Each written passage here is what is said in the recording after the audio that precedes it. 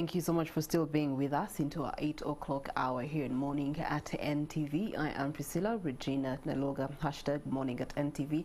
And of course, we do have a poll question that is pending your opinion to it. Do you think that the protests in Kenya are really achieving the intended target for which they were actually done for? Or are they a waste of energy for Kenyans who are trying to struggle to improve the standards of living for themselves as a country?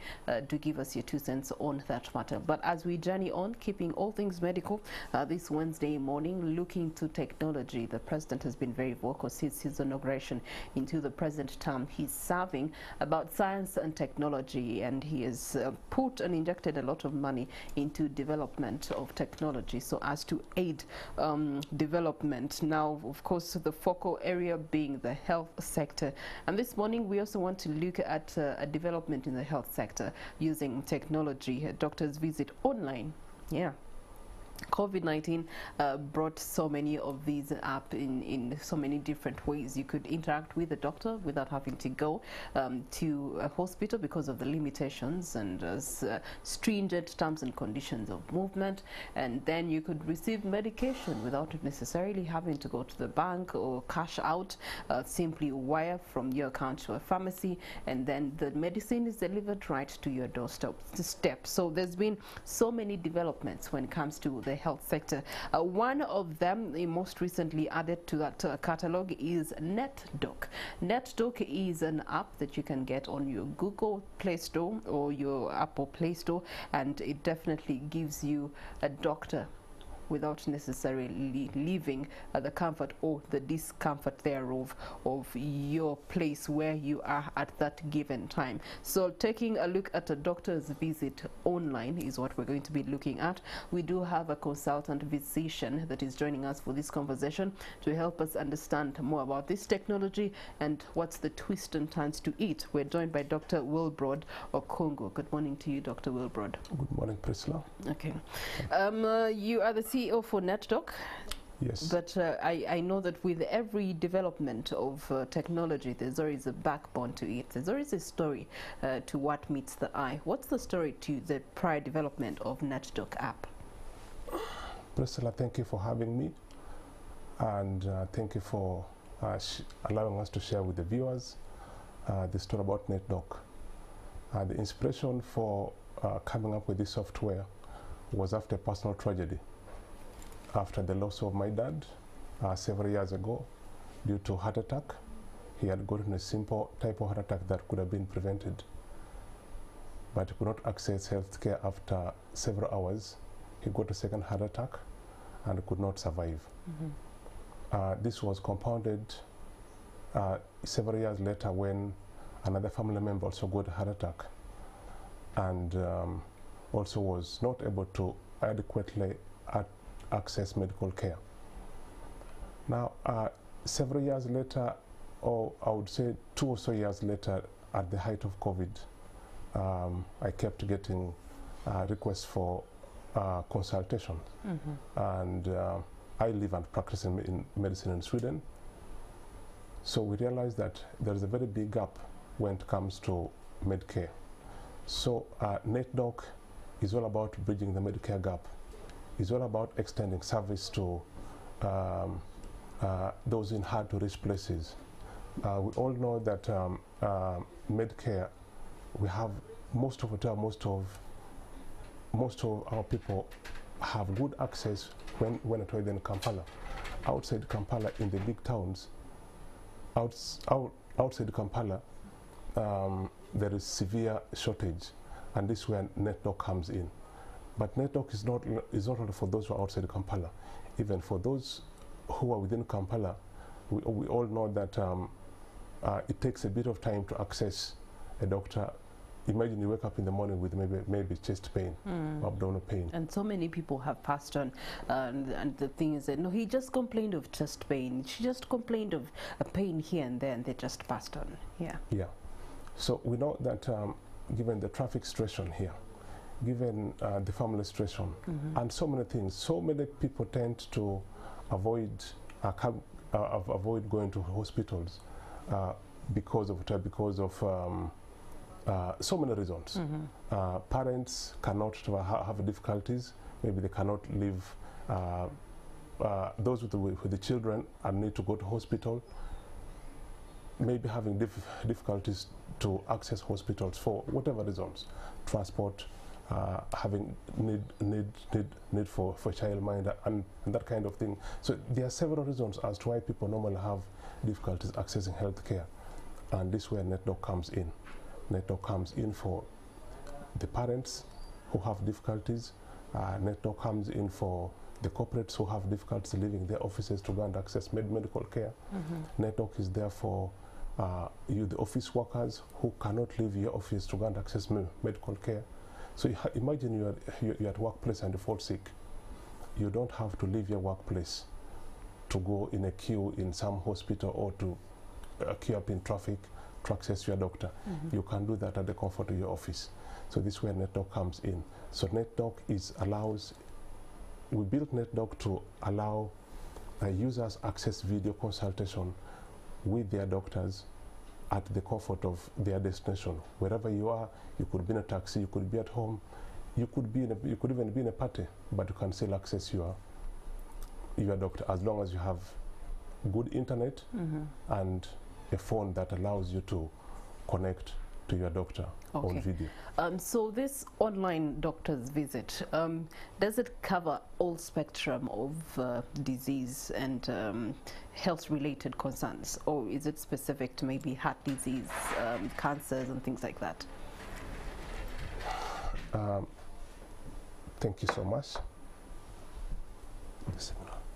We're talking about NetDoc, which is a software that gives you a visual interaction with your doctor, pretty much picking up from what we normally have as you going to a health facility and meeting face-to-face with your doctor. So it's still the same thing, just from a convenience and the comfort of where you are or where your loved one is that is facing an ailment of something, some sort. So I was asking the doctor here if it does cover the whole entire scope of health-related concerns, or do you attend to specific concerns? Priscilla, what we've done with the software is, for the mobile users, we're looking at symptoms. So we've uploaded over 76 symptoms. We're looking at updating the software in due course, where we shall be adding more symptoms.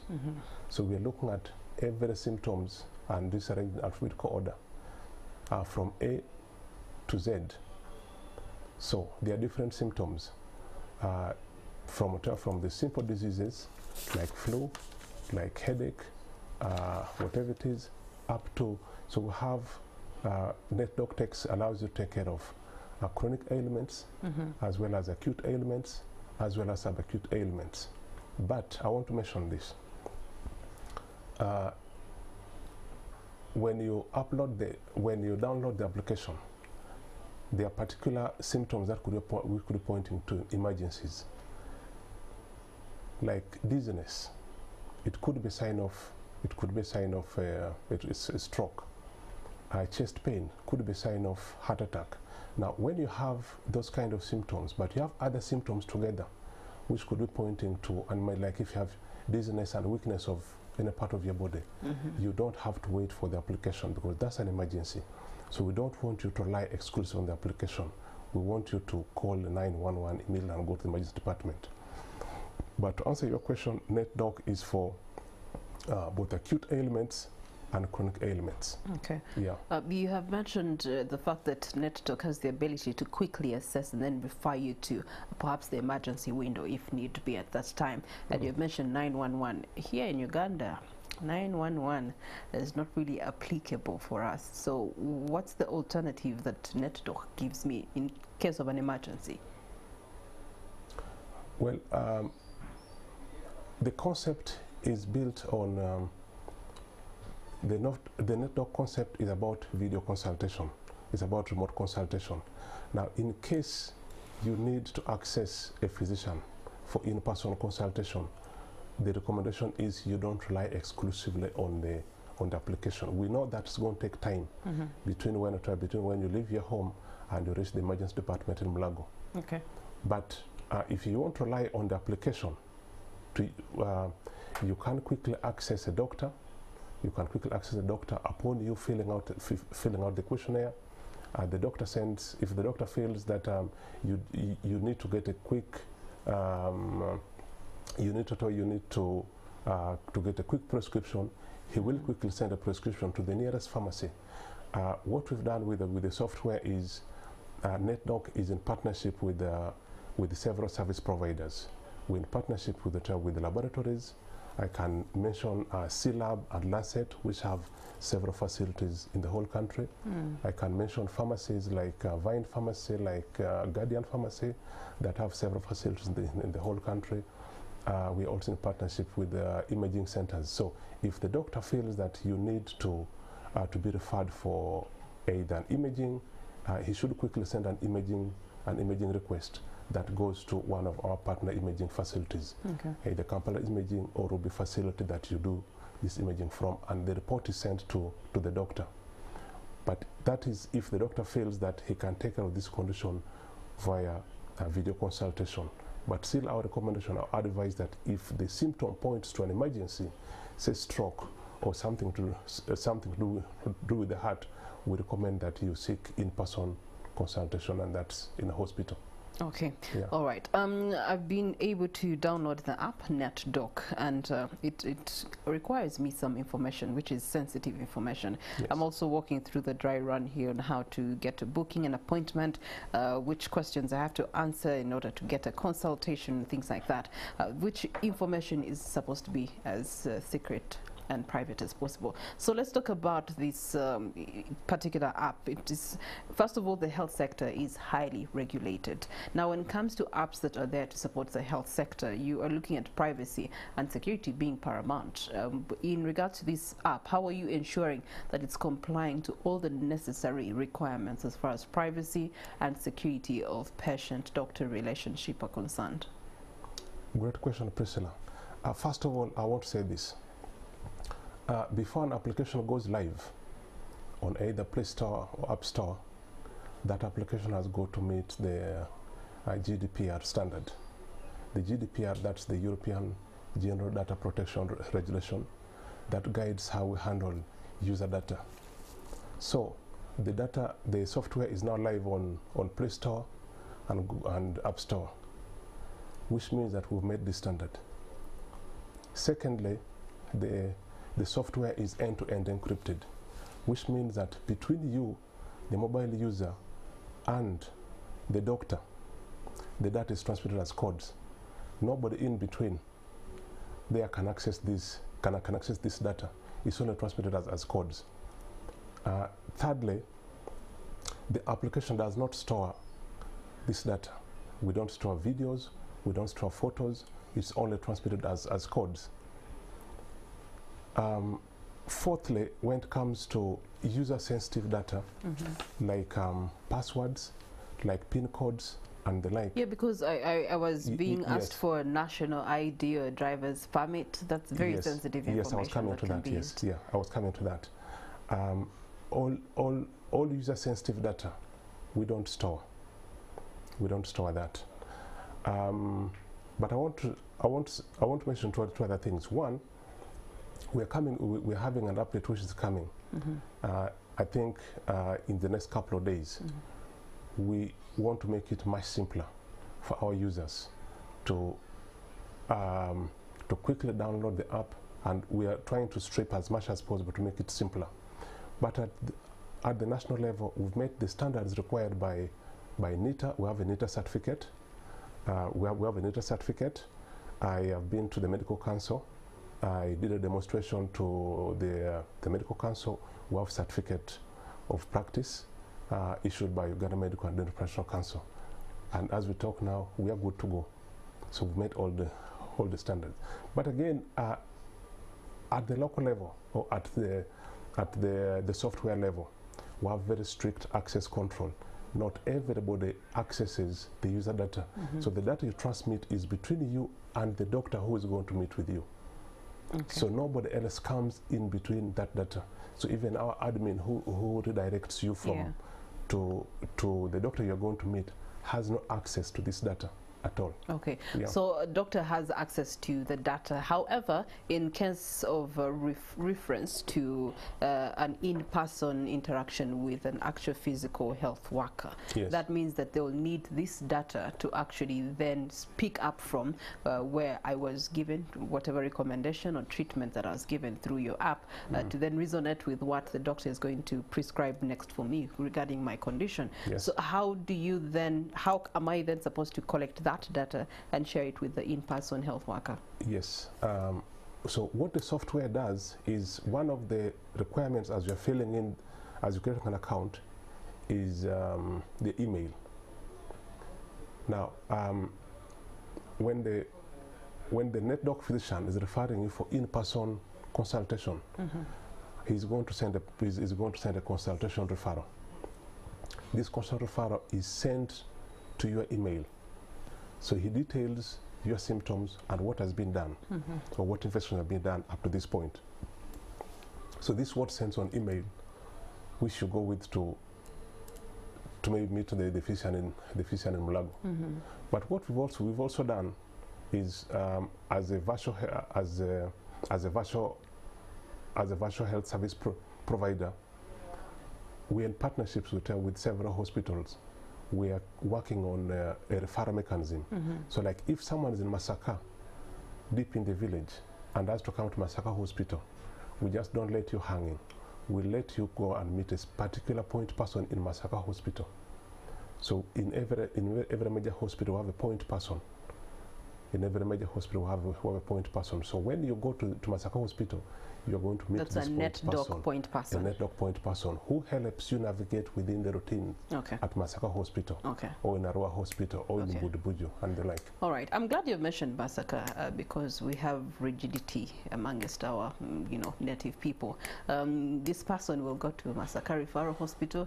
They'll present their, referral letter that has come in from NetDoc, which is an app, and the doctor there may reject that information simply because they're scams, they're liars. What basis did they use? What evidence did they use to prescribe to you what they prescribed to you, and things like that? So how do you intend to rectify the perception of health workers in marrying what the app does to them being able to complement what the app does?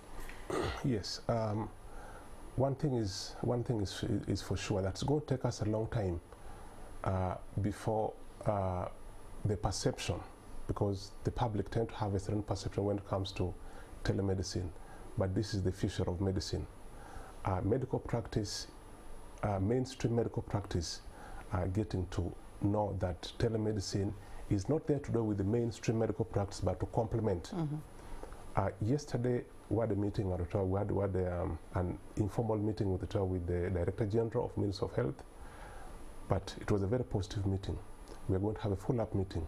In this follow-up meeting, one of the things we're going to discuss is to how we work with the district health officers, in the various districts and the regions, so that we create awareness that there is a new facility coming, and it's a virtual facility, so that when they get a referral, they do not think that's a scam. So it's work in progress. Actually, after here, we have a follow-up meeting with officers from the Ministry of Health at 10 o'clock this morning, where we are going to take up from the meeting from yesterday. Okay, Dr. Okungu, let's be more practical. Are there any patients that have actually gotten telemedicine through your app and then have had to get a referral to an actual in-person hospital or health facility to continue with any other form of treatment? And what has been the response of either or? On Sunday, I was talking to a patient from Rukungiri. And I referred him to a facility to do some tests. And I'm waiting for his test results, and then we'll do follow-up. That was on Sunday. I mentioned earlier that we've already gone live.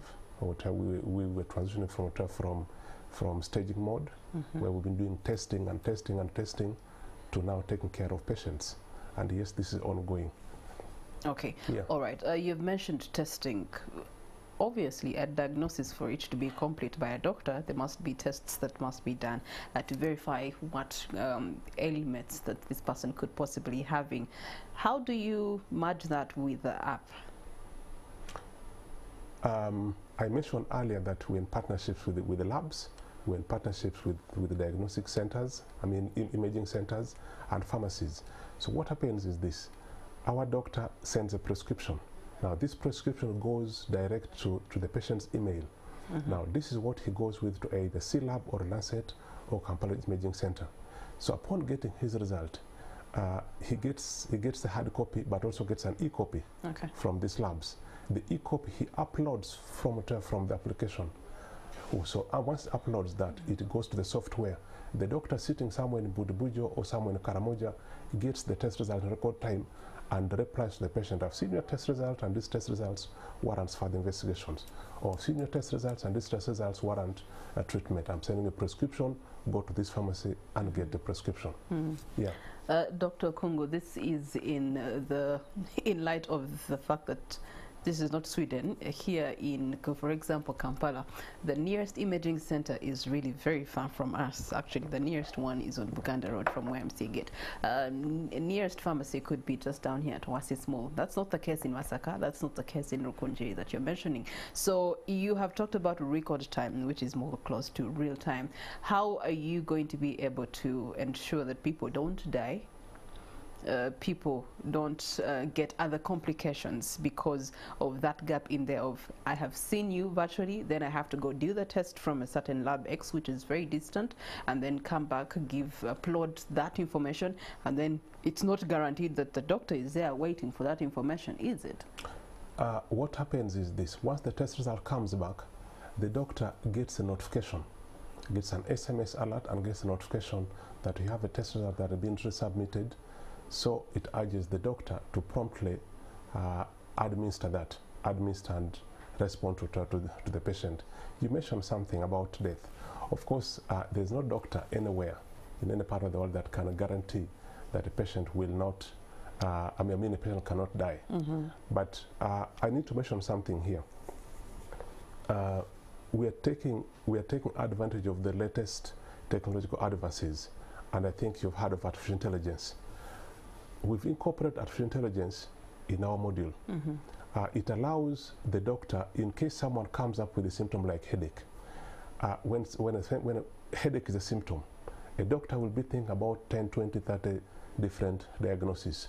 What the artificial intelligence module will do for our doctors is that we'll cut down the noise from maybe 30 or 40 different diagnoses to maybe just 2, the most correct. So the doctor focuses his investigations around those 2 that the artificial intelligence believes is the cause of this patient's headache, but still with an open mindset. So with that, our artificial intelligence module, which is coming up soon, coming up with the next upgrade, it will help our patients a great deal. It will cut the turnaround time. It will help our doctors, and something that is positive in as far as medical practice is concerned. Okay. Yeah. You mentioned artificial intelligence, which has taken center stage in society, especially as far as technology is concerned. And the land Ugandan will ask you, Dr. Kungu, what guarantee do I have that that is not an artificial intelligence doctor that I'm talking to? Yes. During the video consultation, you will be seeing a real person. You'll be seeing a real person. You'll not be seeing some robot, you'll be seeing a real person. Because the whole concept is based on video consultation. I have the app here. Let me try to secure an appointment. The doctor sees you and you see the doctor sees you and you see the doctor. Okay, so I have gone to the app. There's appointment, which brings me display name, gives you the age, information that you've already put in, gender, residence. Why do we need to give you this residence part of it, though, if it's an online correspondence? The intention of that, it's like when you go to the hospital, they take your demographic information, know where you come from and all that kind of things. But some of those information is going to be stripped off in the next edition coming up soon. Okay. Yeah. It's telling me to click to generate BMI? Yes. Okay. Yeah. So how do I generate the blood pressure by myself? Yes, the blood pressure, what we are doing is the laboratories we're working out with. When you go to a laboratory, the laboratories can take your blood pressure. Okay. But from the outset, the typical patient or the typical user for the NetDoc software is somebody who uses internet and somebody who is conscious of his or her health, and somebody who consciously checks his or her blood pressure. So we assumed that the original assumption was that most of our users would be having blood pressure machines at home and can quickly check their blood pressures. Okay, all right. Well, so many questions, and I trust that you also do have questions. But we also have a question that we left with you. That's a poll question this morning, looking to our neighbors, Kenya, and wanting to find out from you regarding your views on their protests. And are they actually meeting the intended target, or are they just wasting their energy in terms of looking to improve their standards of living? Hashtag Morning at NTV. We take a breather. We're returning shortly. Do stay with us.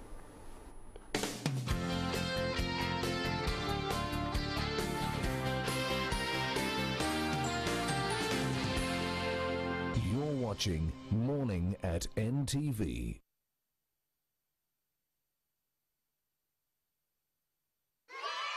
Are you a parent with a school-going child? Daily Monitor brings you the newspaper in education weekly issue every Monday. It comes with a full course of exciting, educative stories and interactive activities. Grab your hard copy every Monday or subscribe to epaper.nation.africa/UG for your digital paper and empower your child's learning journey today. For more information, contact us on +256 312 301 100 or WhatsApp us on 0782 819 017 or email customercareug@ug.nationmedia.com. Sponsored by PEAS, the Private Education Development Network, and KPMG. Daily Monitor.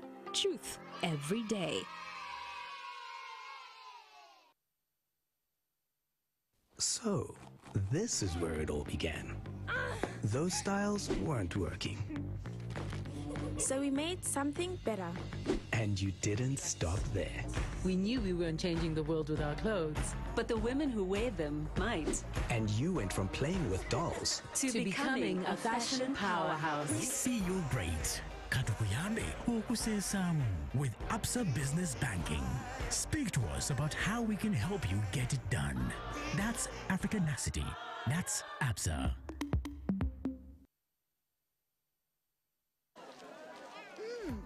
Colgate Herbal is formulated from a unique blend of natural herbs and is scientifically proven to strengthen teeth and keep gums healthy. Try Colgate Herbal, scientifically proven for strong teeth and healthy gums. Coming soon on NTV. So the mistress is here. You're the one who had an affair. If I were you, I'll stop making stuff up in order to prove your innocence. You are the murderer and not me. You should be the one who died and not Alfred. As she chases her dreams. You're here because you deserve to be here. So please go back to your desk and prove to me that you're not just a coffee girl. Yes, sir. Tragedy and scandal are what she faced. Behind the seemingly perfect marriage, I prepared something special for you. a huge secret is being kept.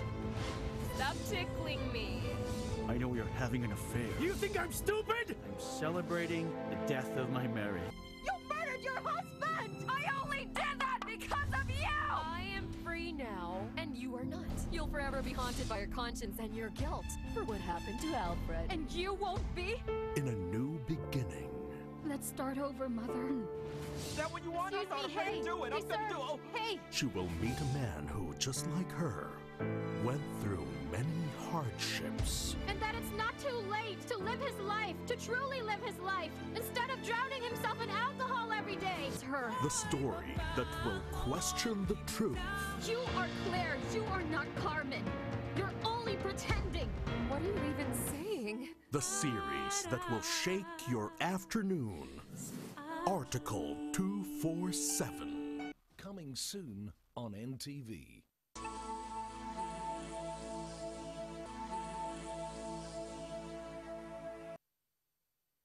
On the next episode is brought to you by Rock Boom. Feel the positive energy. On the next episode.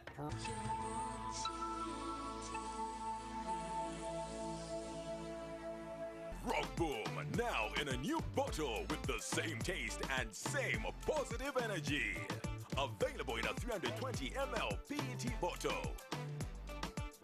Rock Boom, feel the positive energy.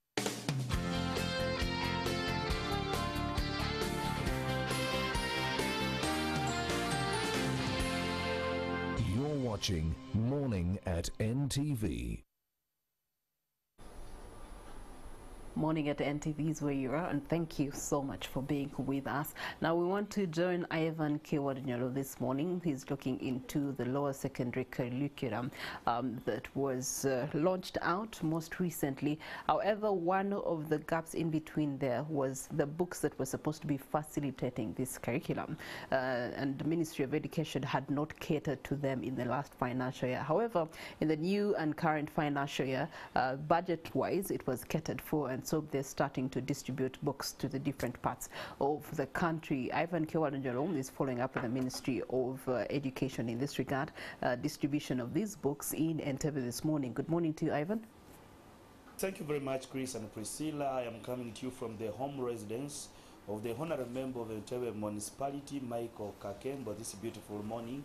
One, of course, the efforts by the political wing to support government and the other private sector in the education sector as well. Just what you see behind me, some of the books that the political wing led by the Honorable Member of Parliament, Michael Kakembo, is going around to distribute or give to the government-aided schools, but also the private ones. We know very well that the Ministry of Education changed the curriculum, so these are books that are in line of the new curriculum, and they're from different fields, like you're seeing. I can see the Christian religious education and many other books. And the campaign has been on and going in different schools. He has been to many, donating some of these books. But this beautiful morning, of course, this is just a sample of the many that have been loaded in a truck, and they're going to be distributed to many schools across Entebbe municipality. I just want to speak to the Honorable himself to just tell us what this campaign is about and what is their target in as far as how they're distributing these books. Honorable, thank you very much for joining me on the Morning at NTV. Good morning, NTV, and good morning, Ivan. I have seen you join the rest of other political players in the area to distribute these books. Why I feel this is an important cause that you have to join?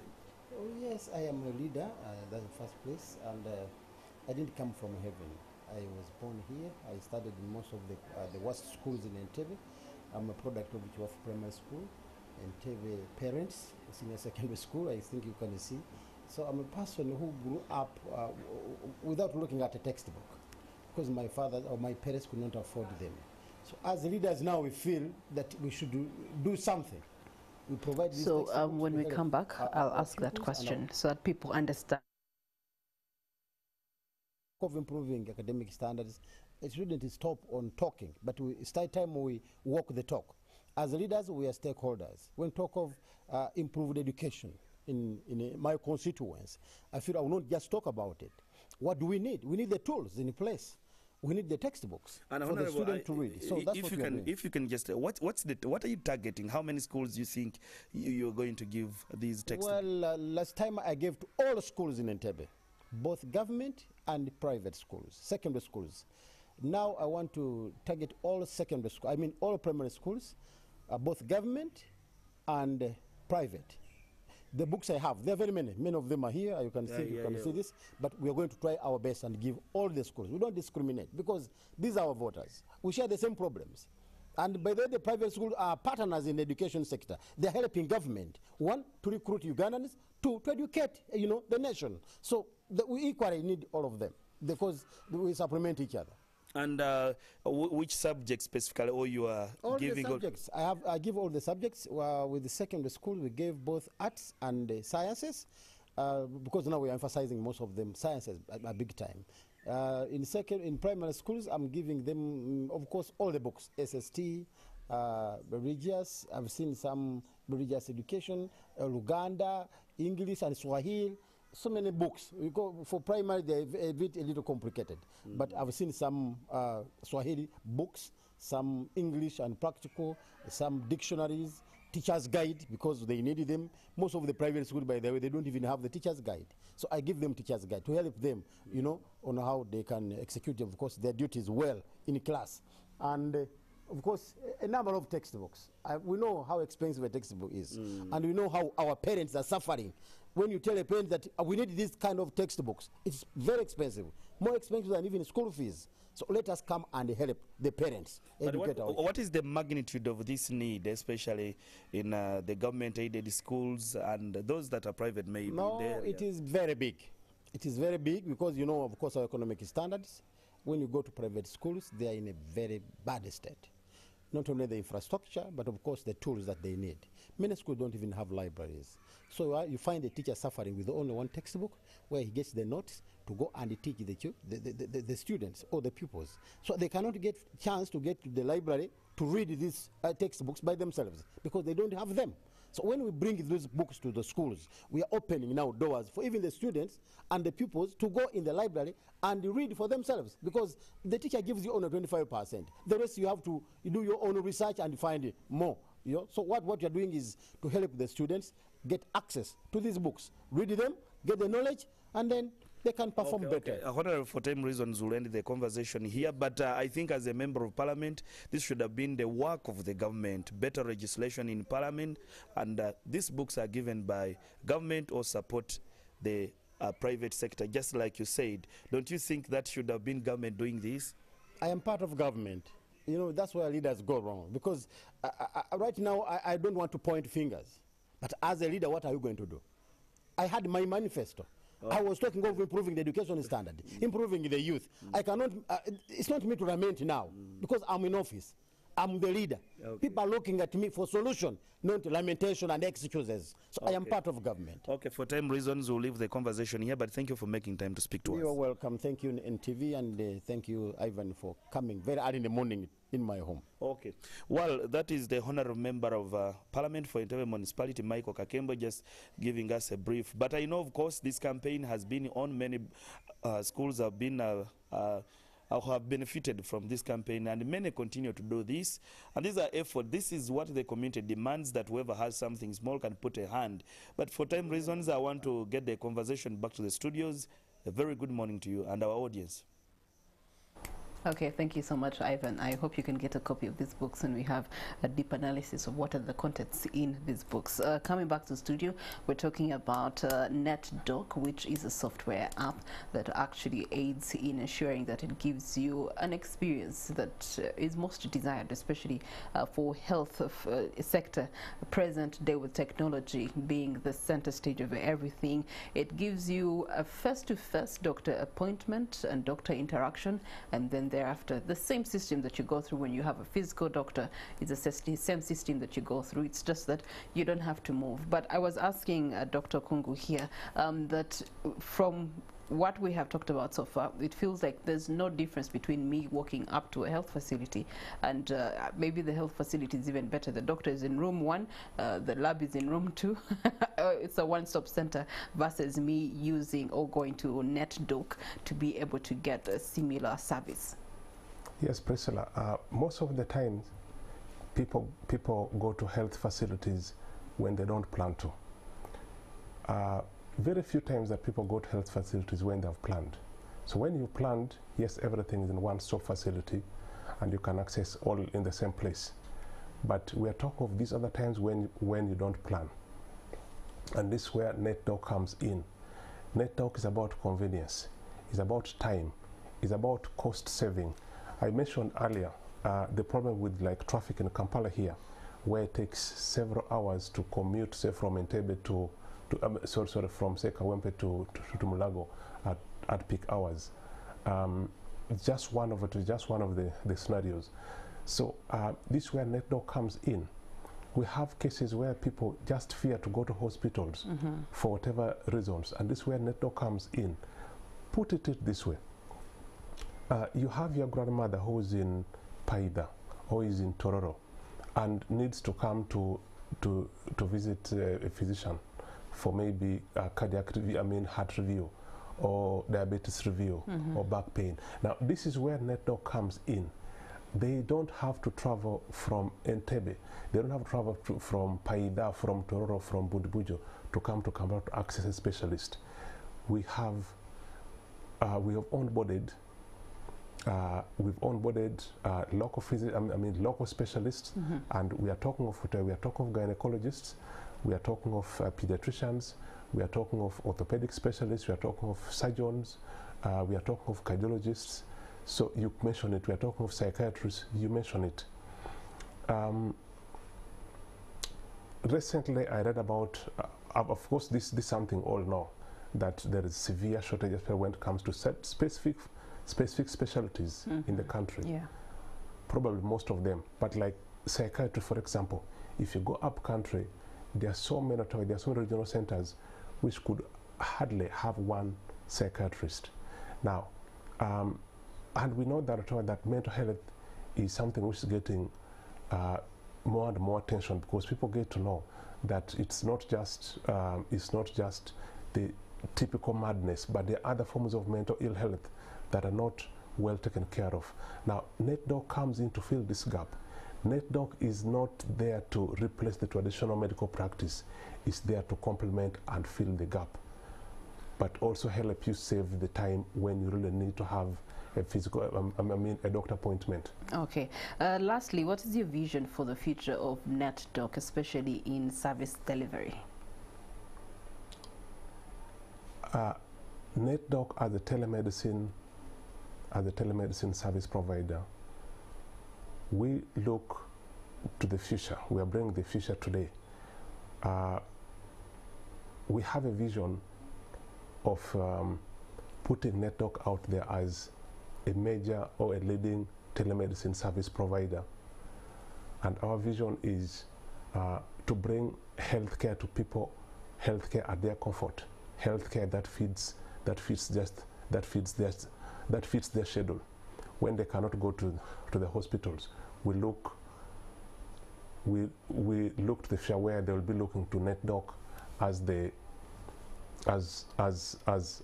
service provider for them to go to. All right. Yeah. Well, it's been very, very enlightful. Been having the interaction here with the app itself. It's gives you quite a number of options. I went for cough, and then they ask me so many questions that I have to answer. Thereafter, I fill in the boxes, and I get a doctor's appointment for which I'm waiting to meet the physical doctor. Well, thank you so much, Dr. Wilbrod Okungo, for this innovation. Try it out yourself and see how it can actually help you. Well, we close the program, but of course we do have your opinions that we were scouting for earlier on regarding the protests in Kenya and what is transpiring there. You do have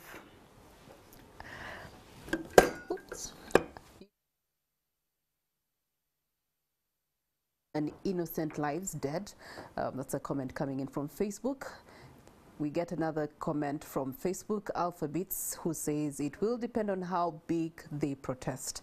Well, they've so far had 3 big protests that have cost Kenyans' lives. Waste of time, says Leonard Chemtai on Facebook. Can we have some comments from Twitter? On Twitter, you do have Engineer Ivan KK1 saying at least President Ruto is now ready to have discussions with the protesters. There is an achievement still. Okay, all right, that's a nice perspective. Another tweet there, who is Sebali Roger, says it was a total waste of time and money. Okay, and another Facebook, Bukoma Paul Nixon, who says they should have consulted Besigye before engaging in any protests. All right, those are very interesting opinions that people are having on this matter. Thank you so much. But I think I liked what one of the people on Twitter said, that at least it has given them an achievement of a man-to-man gentleman's agreement kind of dialogue between President William Ruto and Azimio La Umoja party leadership and protesters by and large, to hear one another out and find a middle ground of solution to the problems of Kenya. Well, thank you so much for participating in our poll question. Thank you so much for having been a part of our conversations here on Morning at NTV, Wednesday's edition. We say to you, blessed day, and until we meet tomorrow, God bless you.